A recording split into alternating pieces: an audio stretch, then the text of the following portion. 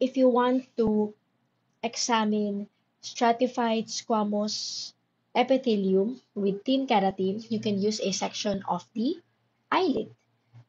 So make sure to examine the outer surface of the eyelid,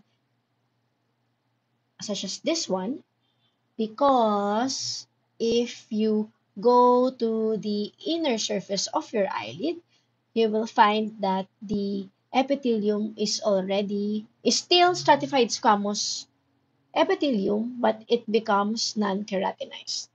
Okay, so let's go back to the outer surface. So this surface would be the one, if you wear makeup, this is where you would put your eyeshadow.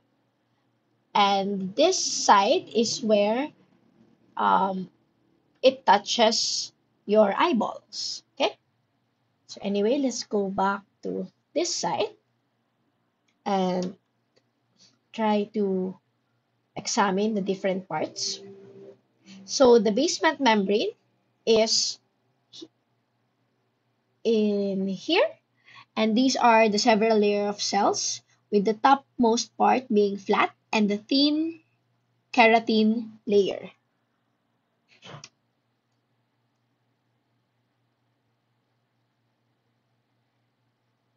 This tissue is already considered as another type of tissue, which is connective tissue.